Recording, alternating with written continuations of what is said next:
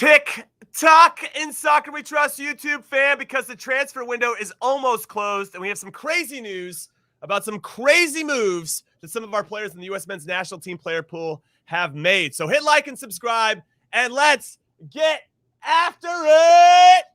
Yes. What is up, everybody? Welcome to Jurgen Klinsmann's least favorite podcast in Soccer We Trust. I'm Jimmy Cream Cheese Trash Can Conrad alongside Hollywood Heath Pearce and Charlie Chuck Wagner Davies. And I woke up this morning not expecting too much movement for the players in the U.S. men's national team on the last day of the transfer window. And I was wrong. We had three big moves in the last 24 hours as John Brooks, who had verbally agreed with Mallorca and even flew down to Spain for his medical, ended up spurning them and a potential relegation scrap in La Liga to make a move to Portuguese powerhouses Benfica instead. They're going to play in the Champions League this season, so I think that's pretty good.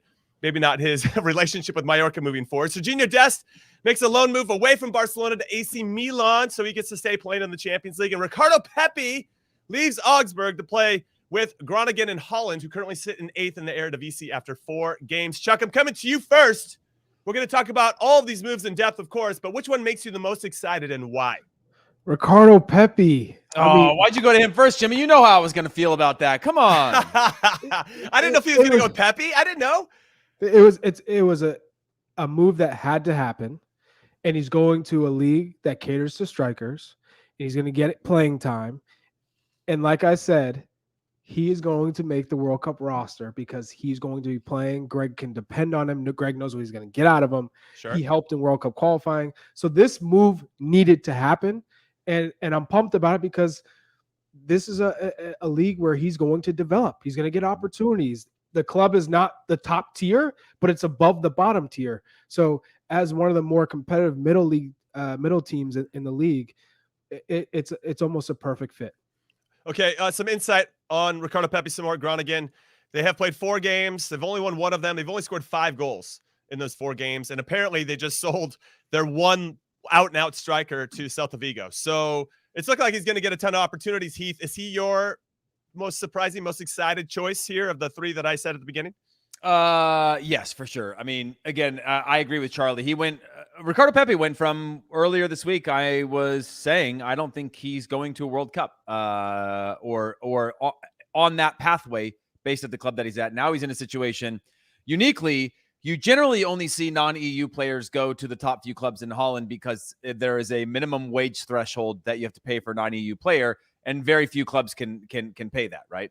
But for them to take an investment on them, I don't know if that salary is being split. I think it's around $500,000 salary. It's a big lift, which means that they are investing in Ricardo Pepi and what they think he can provide in the short term, which is fantastic for him. And again, a league where goals are happen galore at a club that had players like Arjen Robben go through there. You had Luis Suarez go through there, proven attackers that have sort of made their way or their path through that club. I think is a huge boost. And for Ricardo Pepi, he's back, baby. Let's go. Now he's just got to reward me with about 100 goals that he's behind on. Well, that was going to be my next question is how many goals do you think he needs until their season ends on November 13th, or at least the first half of their season for the World Cup break? Unfortunately, hold on, Chuck. Hold on. Before they don't, the rest of their schedule doesn't have Ajax or PSV. They already played Ajax. They lost 6-1 in that one. So that one's done. They got Vitesse this weekend. They're solid. You got Alkmaar. They're going to play. They do have PSV. Sorry, that's happening on October 22nd. Those are the games that I want to see how he performs against the best clubs in the Eredivisie. But leaving those out, Chuck, how many goals do you think he needs? And it looks like they have, 1, 2, 3, 4, 5.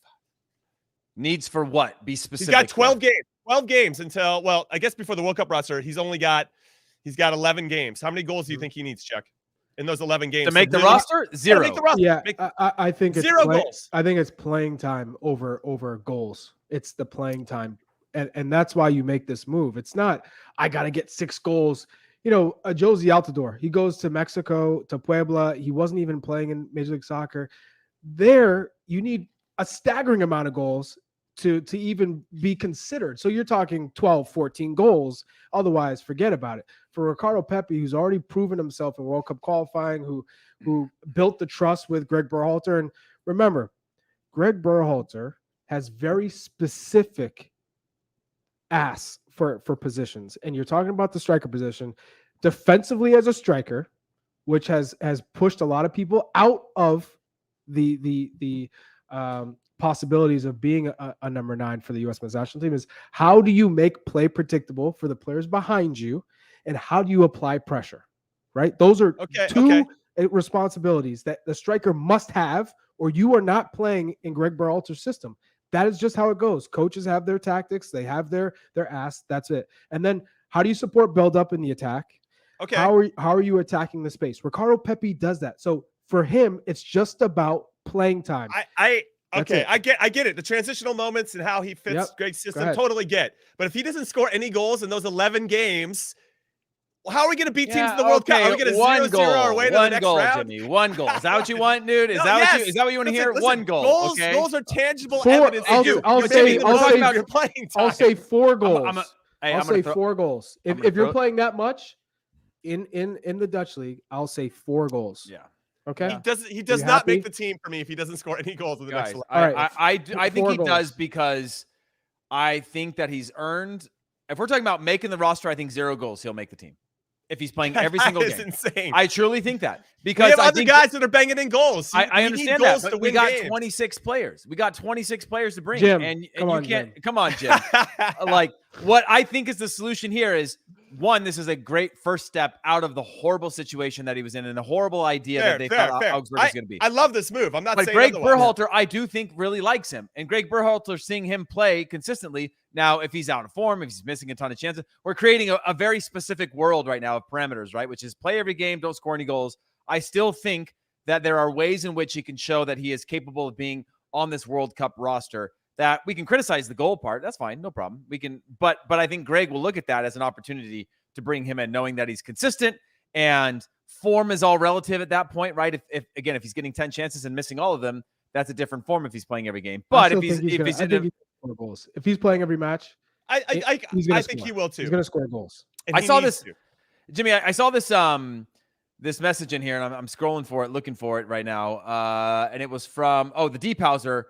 And he said, I'm not a smart man, but strikers can come back from the dead instantly, it seems. Just look at Sargent. He's tearing it up. And I think that perspective, Josh Sargent was not even in our conversations. He was who we would like brush by him all last year. Now he's in form again, and now he's back in the conversation.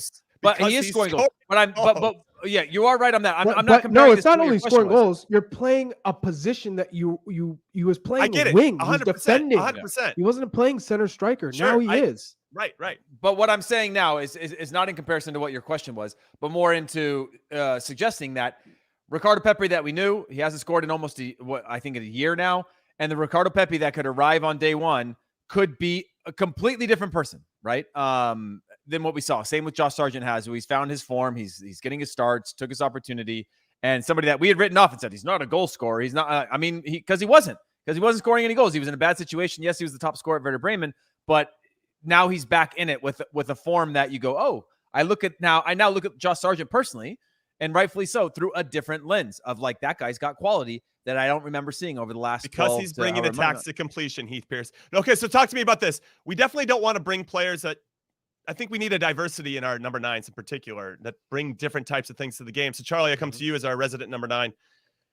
Do you think that Josh Sargent is the most like for like with Ricardo Pepi, or who do you think is? And if that became the either or between those two players, would you go with the guy? And I'm going to beat this dead horse that is scoring goals, or do you go with the one that you like that that you've used before?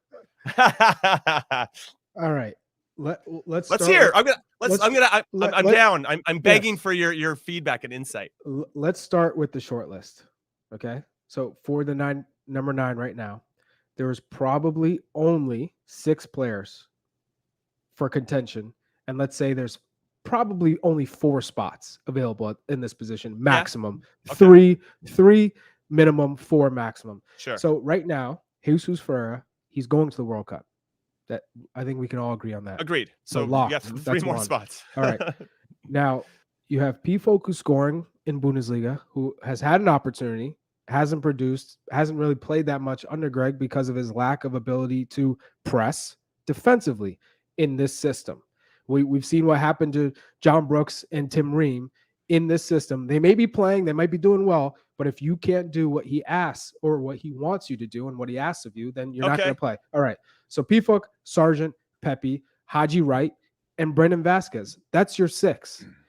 Of the 6, I'd say right now it's Jesus Ferreira, Jordi Pifo, because he's scoring in the Bundesliga. You can't deny that. He's different. He's just a predator, a big target in the box. You can throw him in the game. You know what you're going to get as far as So do you that. think it's between like him and Haji are kind of seen as they're just seen as, I'm not saying they're like for like, but they're seen as a kind of an either or. Yeah, I do. And I think what happened with Pifo too is you have this player who has kind of just been on the outside looking in. He finally gets that opportunity in Azteca, and he finally gets a layup, and he botches that chance.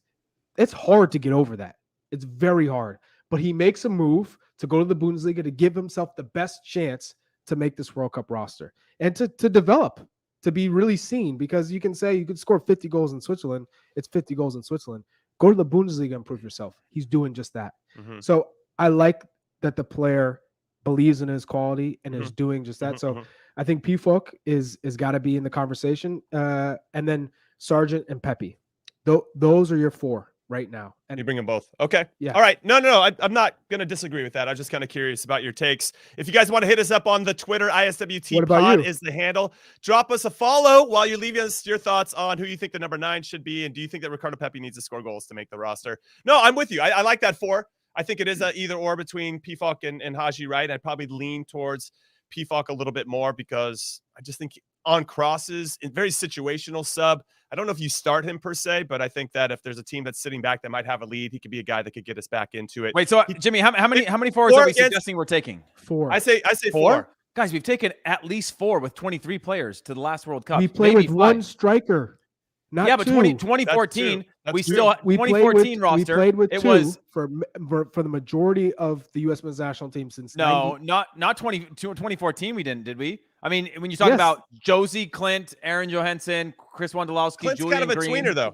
Yes, it was 2. Josie got injured. Remember, that's when they switched. When Josie got injured, so it was always 2 strikers. It was Bobby Wood and Jordan Morris at a point. They always played 2 strikers. So that's why there's more than 4. Now you're only playing with 1, and mind you, the 1 has not been a standout for the U.S. You know what I'm realizing, Jimmy? You know what I'm realizing? What? I just don't know how effective Charlie would have been in a single striker era. You know what I mean? Don't open it up. Don't open it up. Don't open it up. I'm just wondering. Stop. I'm just wondering, like, where does he fit into this landscape? You know, how far is he? Like 10 or 11 on this striker chart? I don't know. That's a good question. That's a good. Or is he 1? You know. Well, speaking of strikers. Oh no! Look what he's doing to me. Oh no! Look what he's doing to me right now. Oh my God! Jimmy, let me give the context for anybody that's just listening. This is the man right here. This is the man. So wait, hold on. For people that are listening. Charlie just lifted up a Jonathan Bornstein jersey, and that's who Heath was a direct competition for to make the World Cup team back in 2010. Bob Bradley elected to go with Bornstein over, go on, Johnny boy, instead of Heath Pearce, and now Heath wants to talk about it. Bob Bradley did not elect that. Bob Bradley drafted him. Bob Bradley turned him from a striker into a defender. There was no election there. Okay, There was an early choice, and he did it. But I love Johnny Bornstein, and I love to see that fact that he's still playing. And I've heard that Johnny Bornstein is not only still playing professionally, but he's became like a scratch golfer during his time in Mexico. He was living on a golf course, just really enjoying his life. So I respect that, man. He's 37. He's 37 and still balling. He's still balling. I mean, he played well last night. So the other thing that I remember Bornstein. That was a shock is Johnny Bornstein was apparently a big time raver in college, like raved, like specifically raved. I heard that you know, too. like I enjoyed a night out, but raving, that is like the it's a Matrix. different crowd. Here. That's a lot of glow sticks and whistles. All right, now speaking of strikers, we have a very special one joining us on Monday's show that's going to be live at 10 a.m. Pacific, 1 p.m. Eastern. As we have one of the greatest to ever do it, to ever put on the U.S. shirt, Brian McBride, will be joining us on Monday's show. Very excited to have him on as a guest. And of course, we're going to continue the number 9 conversation with a proper number 9 in Brian McBride. No disrespect, Charlie. You'd be great playing off of McBride's shoulder. And I wish that combination could have happened at one point. Now let's move on to some more transfer news. Sergino Dest making a loan move from Barcelona to AC Milan. Interesting because the manager of Milan, Stefano Pioli, now has the option to potentially go with 2 wingbacks. You could have Dest on one side and Teo Hernandez on the other, and that would be pretty tremendous attacking propositions there from either side of the field. He currently is playing a back 4, but you could go with 3 center backs. You have Kalulu and Tomori and Simon Kjaer. That could be good with the wingbacks. That's kind of where I see him fitting in if Pioli wants to shake it up a little bit, but he's traditionally going as a back four. My concern for Sergino Dest is that the right back currently is 25-year-old David Calabria, and he's the captain of the team, and he also plays for Italy. So that's going to be, I think, hard to break in. And then his backup currently right now is Alessandro Florenzi, who just won the Euros last summer with Italy, 31 years old, 49 caps for the national team. So a lot of guys outperform Heath Pearce to get into some meaningful playing time for the reigning Serie A champs, but they will be in the Champions League, and that's pretty cool that he's get to stay with the club in a different league, of course, and with new teammates to at least play at the highest level in Europe. Yeah. Yeah. What do you think? You think he's going to play? I mean, there's a lot to kind of work through there. I don't know, man. I mean, if Calabria was I don't know 30 or more, then I'd be like, all right, Dest is a good option. But he's 25 and he's the captain. Yeah, yeah, hard. It's gonna be. Yeah, it's tough. I mean, I would hope so. Better than Barcelona. Yeah, it's better than Barcelona. And what I do like playing time is better than nothing. Yeah, right? and they are not particularly. I know you just talked about depth, but they're not particularly deep in terms of world-class depth in what we're seeing. Where Christian Pulisic, on the other hand, is like not only are they bringing in more players into his spots, but they bring in world-class players into his spot. Where it's all relative where he fits in. We as Americans are biased to say give him more chances. But, you know, other people from other perspectives are saying, hey, he's not performing up to snuff, or he's not the quality of obviously. Who has? Well, that's what I mean. Like, but Sergino Dest is going to be in competition with players that he can actually compete with as well, or they're bringing him in, I think, under that. I hope so. They're spending money on him, so and they're not. Yeah, I hope so too. This is going to be an interesting one. If they play that wing back stuff and then have the Teo Hernandez on the side, I mean, it could be a different look for them, and it allows them to potentially match up, Charlie, with other teams, most specifically Inter Milan, that also have three center backs. So you could almost go like for like with some of the clubs that you're competing against for the Scudetto. Yeah, I just worry about if Dest is used as a more of an attacking right winger, even a wing back, and doesn't defend, because that's where his deficiencies are. Mm-hmm. And he's a right back defending. We know you can attack. We know you're good on the ball as a right back, but to be able to mix it up and defend and be good in transition, that is where we need him to be for the U.S. men's national team. Right. And so I worry that he'll be used more as an attacking option for Milan instead of a defensive option. But you think he gives them the idea of like, we can now go hybrid between a back four and a back three, and he could be that slot in for a back three. But that is that, like, you know, Charlie, that is the trade-off that you get is the modern wing back now still has to defend. You know, people have been screaming about, hey, Christian Pulisic did it a couple of times for Chelsea. He should be there. And you're like, no, because he doesn't defend. Yeah. Like, I get it in a bind, but sometimes we look at that wing back and say, well, now that modern wing back, they got to cover a lot of ground, right? They got to be in transition. They got to be in high spots. They got to be able to attack, but they also have to be able to defend, not as deep or not as honestly, but you do have to be able to put in a solid shift. Jimmy, I mean, we've seen a lot of teams flirting, you know, it's the back three or back five, however you say it, has become quite sexy over the last couple of years and could be a different dynamic in the way that they want to break teams down, knowing that they are the Campeones right now. Yeah, I mean, a lot of teams were using it for quite some time, and that 3-5-2 in particular. But I think when Thomas Tuchel winning the Champions League with it and playing as well as they did, I think really brought it back into fashion in a more popular way, even though it was already existing in a lot of different teams, including in Italy. So I hope that they try it. And I just think it gives, again, the manager, Stefano Pioli, the option to get into it maybe a little bit more naturally, because Dest provides that type of outlook. He can be somewhat of the right side of Teo Hernandez, is bombing forward, trying to combine, make things happen. And I think that would free up Teo Hernandez a little bit from his defensive responsibilities, because like Dest, defending doesn't seem like something he really likes to do. He'll do it because he wants to be on the field, but it's not like something he's passionate about. And you got to have a little bit of pride in your defending. That's almost 95% of it, is just taking pride in what you're doing. Well when said, you're defender. defender. So I'm kind of curious what happens there. Clearly there's some discussions. He needed to get out of Barcelona. And I wonder if, even if it's not the greatest situation, you're just like, I'm going to go because it sucks here. Yes. I just got to go, and I'll fight for it and see what happens. So that's kind of how I'm feeling with this situation with regard to Sergino Dest, obviously flirting with Manchester United as well, which I actually think would have been a better spot for him because it was a manager he'd already played for at Ajax. And I just don't really rate Wan-Bissaka and Diogo Dalot as the best attacking guys. And I think that Dest could have taken advantage of that. But that's not going to happen, and now he's at Milan, so we'll see what happens. All right, let's go to another defender. John Anthony Brooks has made the move after spurning Mallorca and Stu Holden and Steve Nash and their club in La Liga to go to Benfica. It makes sense on paper why you'd want to do it. Benfica in the Champions League, and as I mentioned before, Mallorca probably going to be scrapping with the relegation zone for most of the season.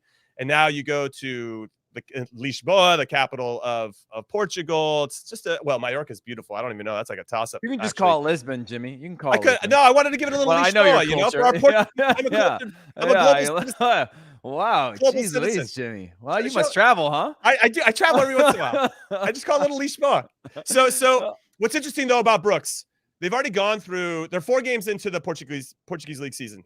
They have 11 goals for, 2 against. They're already pretty good on that side of the ball. They've gone through 4 Champions League qualifying games, and they've relied on a 21-year-old center back named Morato.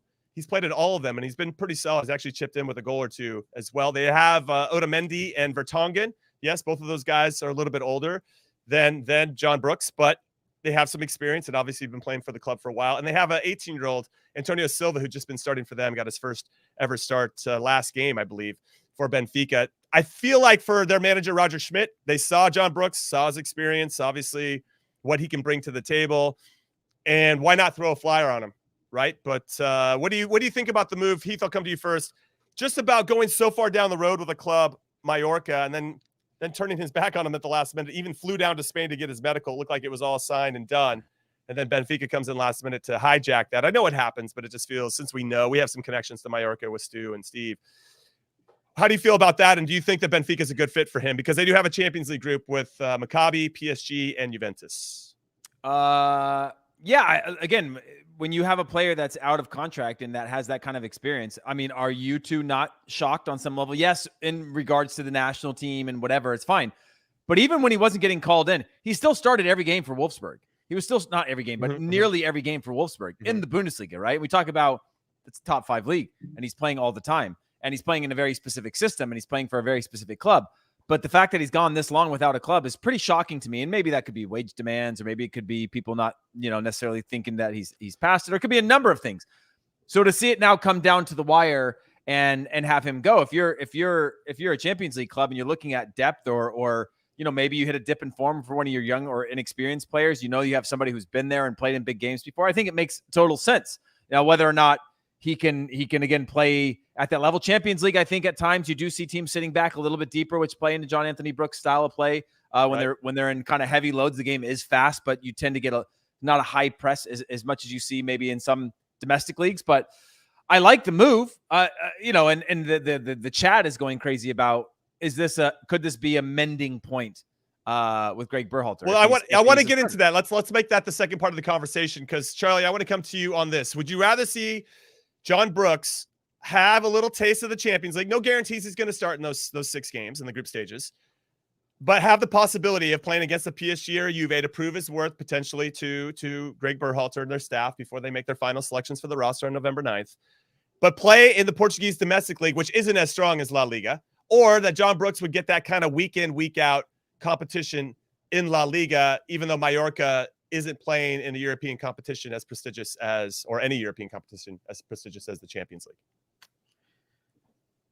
It's a difficult question because that's why I'm asking you. Yeah. And not answered it myself. I think Mallorca would have offered a more competition week to week, and you're playing against some of the best players in the world. Yes, Champions League is incredible when you get tested against PSG, Juve. You can see if they're going to not sit back and just defend, then you get an opportunity to see what John Brooks is all about.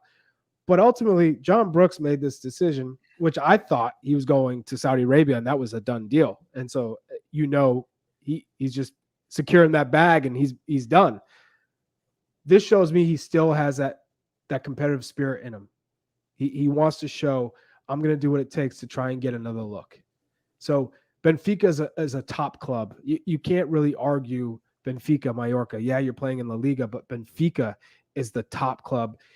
You're going to be pushing forward. You're going to have most of the ball, most of possession. I like the move. So Okay. If John Brooks is playing every week, I don't see how he doesn't get invited to the final camp before the World Cup. Well, I mean, the September window is our first kind of chance, a little glimpse to see what Greg is thinking, at least leading up to that roster review. And that's 2 weeks exactly out, which is not a lot of games for John Brooks in particular to showcase himself. But listen to this: for Mallorca's schedule, he'd have 10 games before the roster would have dropped. They play Real Madrid, Barcelona, Sevilla, Real Sociedad, Valencia, and Villarreal. He probably thought those are 5 or 6. Yeah. He said, "I'm gonna hold off on this one for a bit." Yeah. Well, like, why don't we check in January? You know, like, well, what do you got going on January 1st? Maybe we touch base then. That's what they got. Hitafe and he said, what's the schedule? Yeah.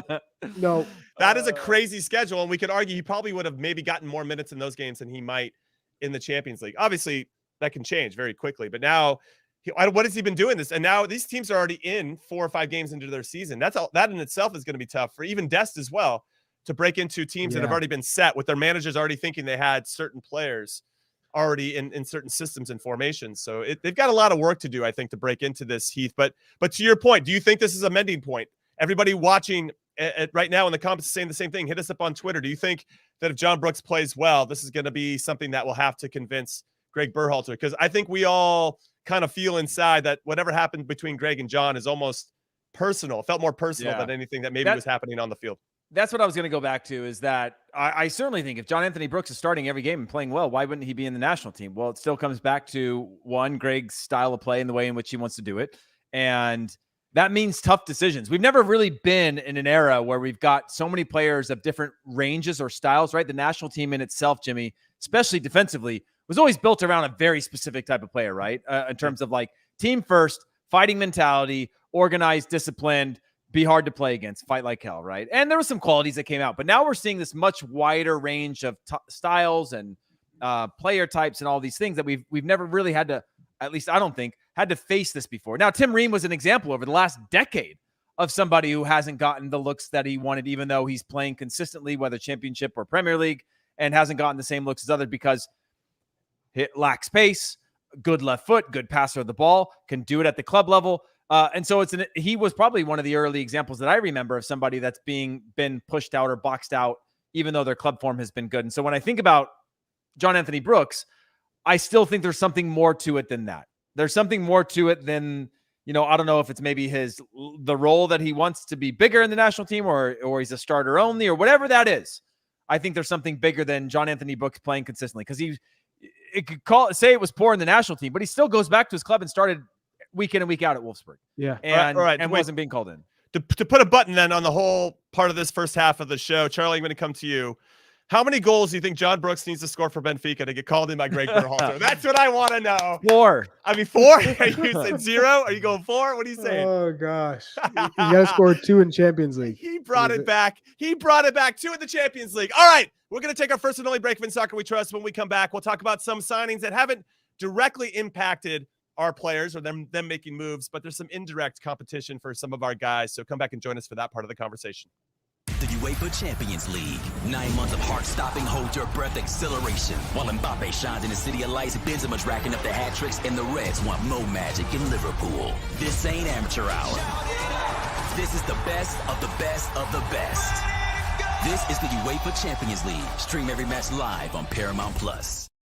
Welcome back to In Soccer We Trust. I'm Jimmy Conrad alongside Heath Pearce and Charlie Davies, and we have talked about some players that have made official moves to different clubs in our player pool. John Brooks, Ricardo Pepi, Sergino Dest. I'm hearing that Timo Weah might be on the move from Lille to Sevilla. That hasn't been confirmed yet. A couple more hours left to go in this window. We'll see if that ends up happening. He'll join Yunus Musa with the La Liga club. Edinson Cavani just signed with them. So that would be an interesting move for Timo Weah. But let's talk about some of the other players. And one that makes me, I just put my head down once again, Pierre-Emerick Aubameyang, leaving Barcelona to join Chelsea, which just means less and less minutes for Christian Pulisic, Heath Pearce. Yeah. And then they just signed Dennis Zakaria as well from Juventus.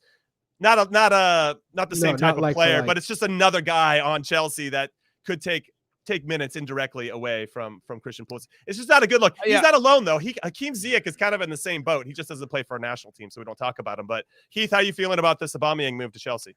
Yeah, before we jump onto that, I was one of the things that just came to mind right now when we're talking about Timo Weah going to Sevilla is Timo Weah is failing upwards, and I say that with respect. And my question to you guys is it? Do you think it's a bit of an issue that our players are all so young that the movement Sergino Dest goes from Barcelona to AC Milan could face the same issues, right? Pulisic stuck in his situation because where else could he possibly go that could afford his wages or his transfer fee? Do you think that's starting to become a little bit of a problem that our players aren't failing down to, like, say, Ricardo Pepi is now Augsburg, Bundesliga, to Groningen? Okay, makes sense, right? Place is going to get more minutes. Place that's good for him personally. Whereas Sergino Dest to AC Milan, do I think he could play there? Sure. Do I think it's Do I think that it's going to be a similar challenge? Should things go his way or not go his way? We'll find out. Maybe that's going to make him a better player. But that sort of lateral or upward trajectory for like a Timo Weah who isn't always a starter at Lille, I just worry how long can these guys do this before we lose them for a couple of seasons or lose some of the really crucial developmental moments? Yeah, I don't know. That's a tough one, and that's probably part of the evolution of an American player now in the top 5 leagues in Europe. That's been normalized, I'd say, over the last couple of years to this new set of problems that we've never had to really address before. So it'll be interesting to see how some of these guys navigate the high seas of that, and of course, how the next generation of players learns from that. I don't know, Charlie, what you think about Heath's question or just Christian Pulisic's situation in particular. Apparently, free Pulisic is trending on Twitter, as it should be, because the guy's getting absolutely handcuffed, and it's almost like Thomas Tuchel is trying to ruin his life. I would say, look at Timo Werner. Perfect example of a winger brought in, just left to the bench, did play, just the rhythm not there. Goes back to RB Leipzig. That's a massive step back and is thriving, is playing. That's what Christian Pulisic you know what? needs. He looks like he's enjoying himself too. Yes. Timo Werner. You enjoy. We all know, we've been there. When you go from not playing and you feel like you deserve to play, which is a whole nother thing, not playing and there's clearly players above you and you're not performing and you're just happy to be there in a way. You're like, okay, versus I'm here. The guys in front of me, whether it's Kai Havertz, whether it's Mason Mount, whether it's Timo Werner, all the above are not performing. I'm ready. I feel like I should play and I'm not playing. And when I do play, I'm the first sub. Or if I do play and I do well, I'm still changed. I'm only given 45 minutes the next game. You just feel like this is not the place for you. You are not respected. You feel like you've earned everything that you've had to work for, yet it's not reciprocal. And so I think for Christian, that's what he's in a, it's almost like a depression. You're saying, hey, I'm doing everything I can. I'm working my butt off. I've showed you I don't quit. He's not going to quit now because your back's up against the wall. It's so easy to say, I'm out. You got a World Cup in front of you. You got your future ahead of you. So you can't quit. It's not in you to quit, but it sucks. I've been there a million times. It sucks. You do everything you can, but you're never given the proper chance like other players are because the coach doesn't see you in that way. And there's nothing you can do to change it. Not anymore. That's where Christian is right now. He is. He can't change Tuchel's mind. Tuchel clearly has made up his mind on what Christian Pulisic can provide to his team. And it's unfortunate because it seemed like, based on their history together at Borussia Dortmund, that wouldn't end as acrimoniously as it is at this current moment.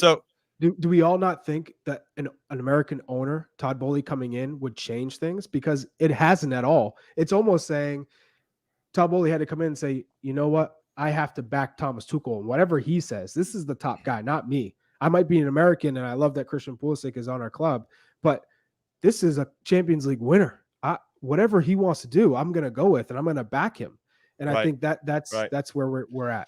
So what's interesting is that there are so many machinations in place and different types of rules that if a team can't afford his wages, Heath, or his transfer fee, he could still go on loan, right? And Chelsea could eat some of it and try to find that happy ground. It just doesn't feel like, to what Charlie's saying in some ways, that the club is working in the best interest of Christian Pulisic. And they don't have to, of course, but there is an element of you want to make sure you're getting the most out of your players. And right now, I don't think they're going to get the most out of a Christian Pulisic for the rest of the season because he's going to be so checked out on the fact that they don't have his back anymore. And that's very clear. So now there's only a couple hours left in the window, and it's looking like the door is going to be shut. I feel for this guy because he needs to be playing, because we know he's a confidence guy. When he's playing, and talk about a guy that looks like he's a world beater when he's having fun. Christian Pulisic is close to the top of the list for me in our player pool. That when that guy's feeling it and having a big smile on his face, he's unplayable. Yeah, he's unplayable when he looks like he's having a good time. Yeah. I mean, I don't know how much of it has anything to do with bully or that. I mean, this is a multi-billionaire, right? He's not looking into the locker room going like, hey, what are we doing with that guy?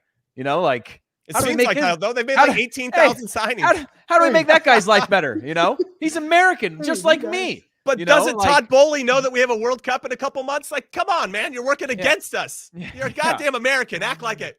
Yeah, I think it's probably less that. They probably looked at solutions. I think they know that they've invested heavily in him, and they're like, well, we're going to continue to, squeeze this lemon because we've produced it and we've built it and we've paid for it, and we are not going to just let you out because it doesn't suit you, because I know that you motivated are going to get me enough results. I mean, if you look at the depth of the roster, I mean, what a dream situation for Tuchel to be in, even though the team's not getting results, a dream situation to be in with that kind of depth, right? He did that, constantly rotating his squad to go and win the Champions League. And so I look at this situation, and I think that we look at it through a very Americanized lens. Todd Bowley's looking at it through a much more business type lens and a more macro lens of saying, like, how do I drive value into this club that I just spent a fortune on? And then Christian Pulisic is the one that loses in this scenario. But window closes, he's got two choices, right? He can continue to be upset, which he's going to be, or he can harness that and make the most out of it, which, we've all been in those crappy situations. No one wants to hear that. I don't want to hear that when I'm in that situation, but he's going to have no other choice. Yeah, no, he's got no other choice. I'm still hoping his dad continues to like social media posts that hate Thomas Tuchel. I don't want that to ever end. All right, let's talk about another American that could be in a precarious situation at Fulham. It's Anthony Robinson, really our only out-and-out left back in our player pool. He looks like an automatic lock to start for us once we take on Wales on November 21st in the first game of the World Cup, because Layvin Kurzawa has joined on loan to Fulham from PSG, and he's 29 years old. He's made 153 appearances for the French champions Paris Saint-Germain since arriving from Monaco in 2015. He's got 13 caps for France, even though he hasn't represented them since 2019, and he hasn't yet played in Liga at all this whole season, and that's primarily due to Nuno Mendes, the teenager left back, who's absolutely tremendous. What an upside on Nuno Mendes, and Portugal's lucky to have a player that young that has that type of quality, but we have some of our own. Now, what I think is interesting is I found some fun facts for us. Only 7 Premier League teams have delivered fewer crosses than Fulham so far this season. So I don't know if that's an indication. Only how many? 7. Okay, so almost half the league. Yeah, but still, but I just think that's it. It's a stat that I think is interesting, because when you look at what Kurzawa brings, he does get forward. And he does provide. He's really crosses. good on the ball. He is very good on the ball, and so I wonder what happens now with Anthony Robinson. I really do, Heath. And as our resident left back, I want you to chime in here on if you're just the manager and you're looking at it, given experience and what both players have in their lockers, would you start Kurzawa over Anthony Robinson right now? Let's leave the American bias out of it. I mean, not immediately. I'd see where he's at when he comes in, because the Layvin Kurzawa we know, goes back 7 years, right? Of the player that was getting his caps, maybe even 8 years, of the player that was coming onto the scene as late teens, early 20s as a potential superstar, right? Going into PSG, we saw him in Champions League. We saw the quality that he has. That's a different player than we're seeing now.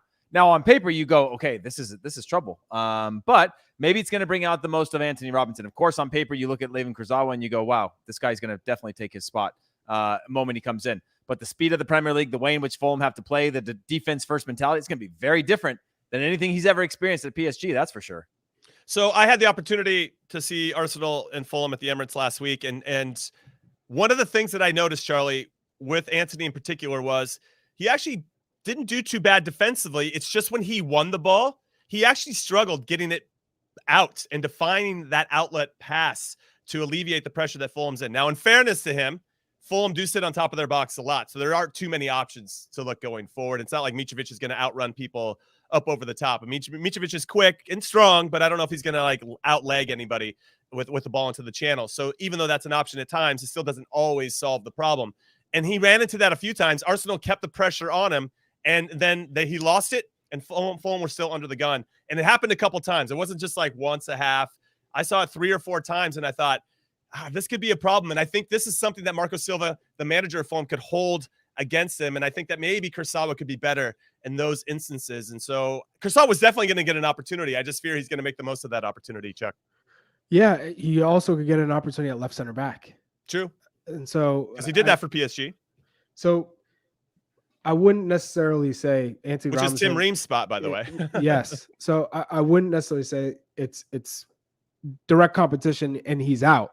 Right. I do think added competition there is a good thing for Fulham, and it's going to push Anthony Robinson because he was the left back and only left back. And for Tim Ream, the captain, now you're pushed as well. I mean, typically against the big teams, why Fulham have been so difficult to beat is because they drop in the low blocks and they're super organized. That's their ticket to staying in the Prem right now, because they're frustrating teams. They're good. They've been good on the counter.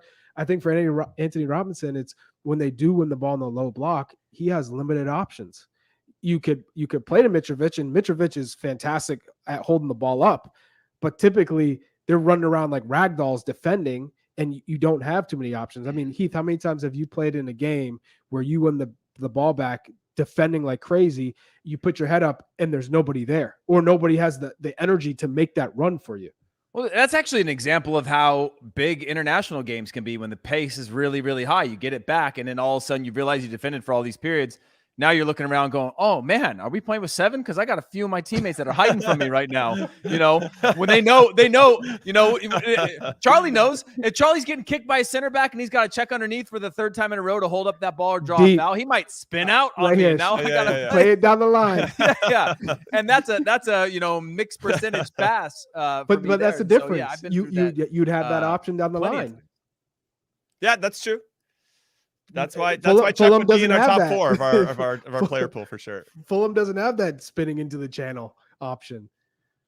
No, that's true. That's a good point. I mean, this is my headphones shut off, so I missed whatever you guys said. No, it's fine. But what I was gonna say, Chuck, is and everybody listening, because Heath can't hear us anymore because his battery died, is that a competition is good. I definitely want competition for all of our players. I just, when you go out and you have a manager's like, we need help in this spot, and it directly impacts one of our player pool, it's just like, oh man, I get that they need some cover or potentially looking for a starter. I just don't think that's a great sign for Anthony, and he's one of many that I don't want to lose minutes heading into a World Cup. We want him as sharp as possible. Now, Fulham have gotten off to a great start in the Premier League. There's no reason to change things, but if he's trying to level up, I mean, it's a pretty good signing to get a player of his stature with that type of experience and played for PSG come into Fulham. I think is pretty impressive. Heath, are you back with us? Yeah, I'm back with you. I got to point out one thing real quick. Do you guys remember when, the social media handle 433 was starting to explode and it was becoming this big global thing, and Layvin Kurzawa did the takeover for the day? Do you remember that viral video? No. Where he was like hosting for the day and he goes, "This is Layvin Kurzawa and you're watching 433."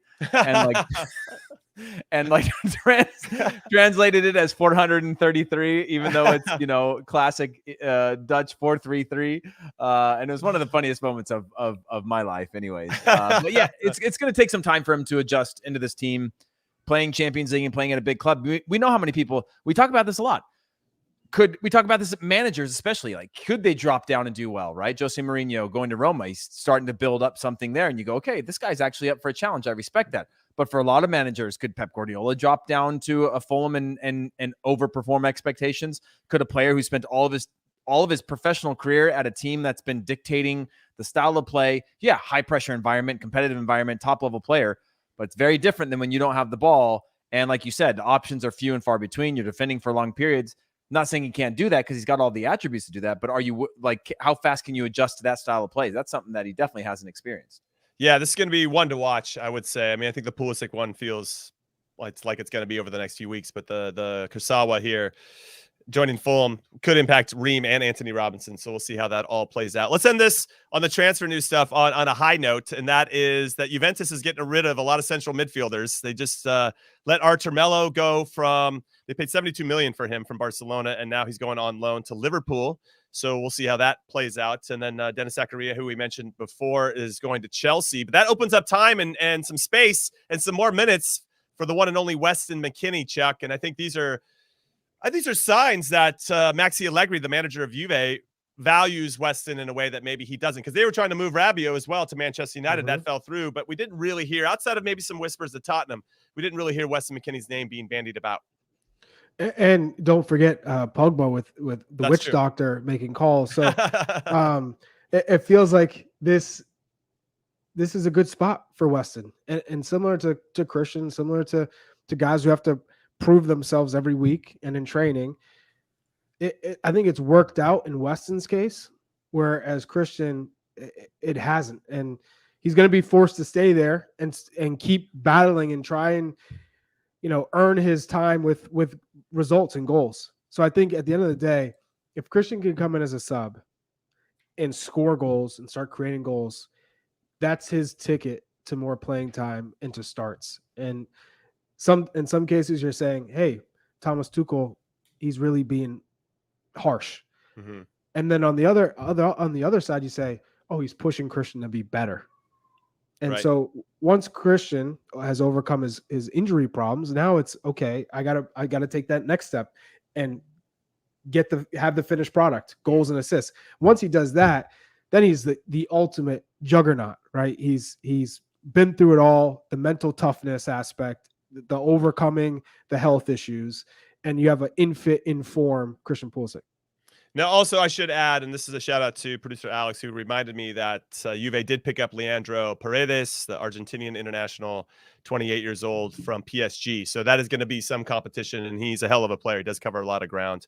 I don't know if he's as box to box, let's say, as a Weston, but he's very, very good. So there'll still be some competition for him. And let's not forget, when we're talking about Weston McKennie, a big part of his game previously was meant to be more prowess in the attack, putting up better numbers, right? We talk about all of our big stars.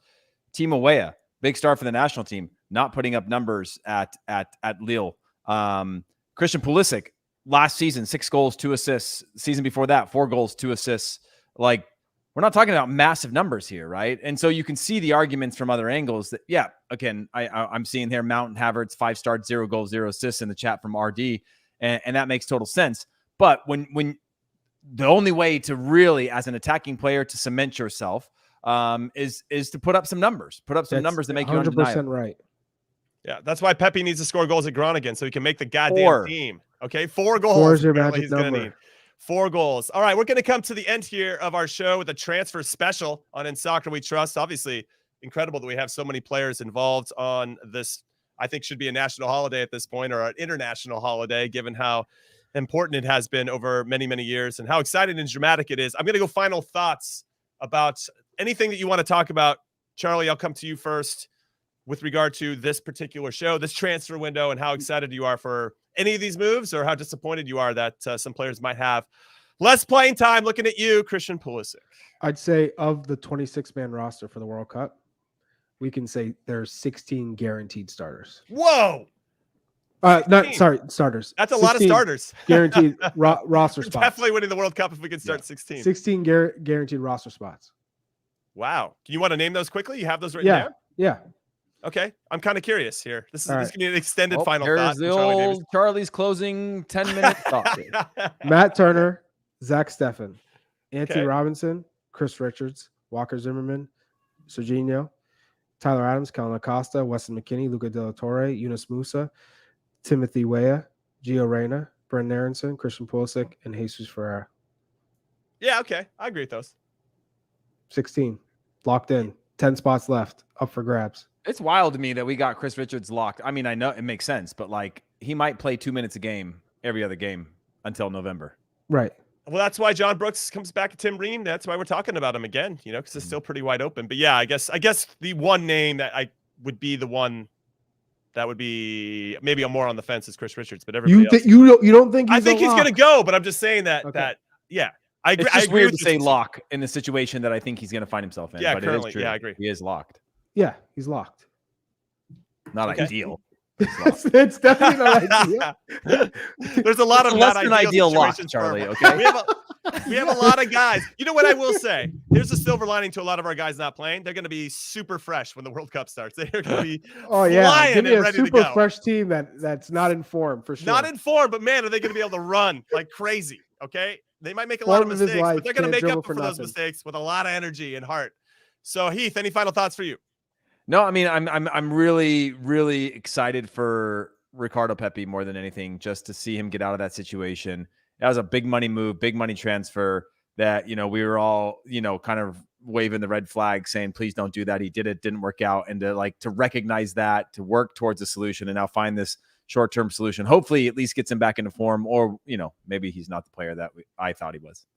Yeah, We'll I guess find we're going to find out pretty quickly. Hopefully, I don't know if he'll start this weekend for Groningen. We'll talk about that more tomorrow. We'll preview all the big games for our U.S. men's national team's player pool. It should be a lot of fun to jump back in. All of our guys continue to score goals. We'll see if they can keep that coming. And again, I want to remind everybody, on Monday, a very, very special guest joining us, 10 a.m. Pacific, 1 p.m. Eastern. If you want to be a part of the festivities live, we obviously have this YouTube channel. Or if you want to hit it up on audio platform anytime of your choice, we would love that. Hit subscribe, follow, all that good stuff. Hit us up on Twitter as well, ISWT Pod, because we have Brian McBride coming on the show. Unbelievable. Absolute legend. Works for U.S. Soccer now. We'll get into what he does for the organization and his hopes and dreams for the program moving forward. And yeah, we're going to have some fun with Brian McBride. That's happening on Monday, and that is my final thought. So thank you for listening and watching it in Soccer We Trust. So on behalf of producer Dest, producer Alex, Charlie Chuck Wagon Davies, Hollywood Heath Pearce, I'm Jimmy Cream Cheese Trash Can Conrad saying thank you for your support, and we will see you tomorrow. Later.